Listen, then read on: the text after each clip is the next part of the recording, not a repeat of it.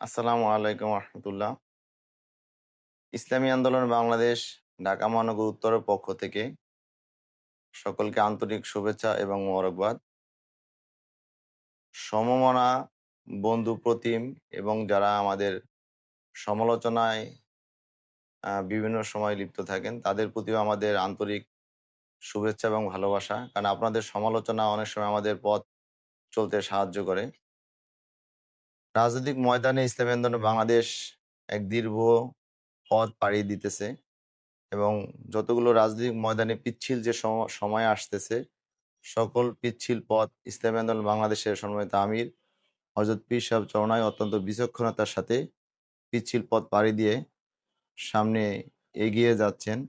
শুধুমাত্র আমাদের এই মাতৃভূমিকে, আমাদের জনগণকে একটি সুন্দর দেশ উপহার দেওয়ার জন্য।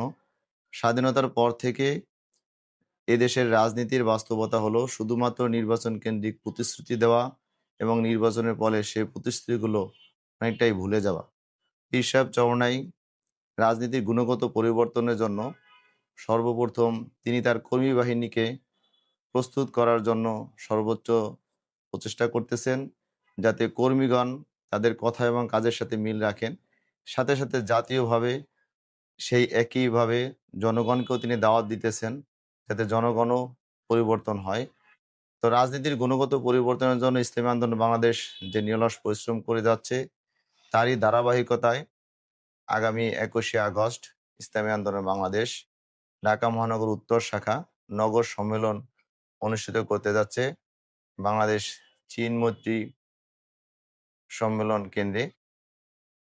তো মিডিয়ার এই কল্যাণে আপনারা যারা বিভিন্নভাবে আমাদের সংবাদগুলো পড়ে থাকেন অথবা দেখে থাকেন, আপনাদের অনুরোধ থাকবে উক্ত সম্মেলনে দলের নগর দায়িত্বশীলগণ, কেন্দ্রীয় দায়িত্বশীলগণ এবং সম্মানিত আমির হযরত পীর সাহেব চরমনাই যে আলোচনা রাখেন সেগুলো আপনারা শুনবেন, অনুধাবন করবেন, বিশ্লেষণ করবেন এবং রাজনীতির ময়দানে আগামী দিনে ইসলামী আন্দোলন বাংলাদেশ দেশের কল্যাণে, ইসলামের কল্যাণে যেন একটা শক্ত অবস্থান তৈরি করতে পারছেন এবং দেশ পরিচালনা করতে ইসলামী শরিয়াকে প্রাধান্য দিয়ে আমরা সামনে এগিয়ে যেতে পারি, সেই প্রত্যাশা নিয়ে আজকে এ পর্যন্তই।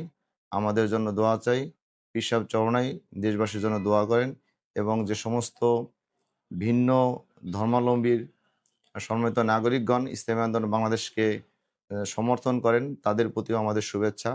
ইসলাম ক্ষমতায় গেলে আপনারাও সম্পূর্ণ নিরাপদে আপনাদের ধর্মকর্ম পালন করতে পারবেন, এতে কোনো সন্দেহ নাই। আজকে এ পর্যন্তই। ধন্যবাদ।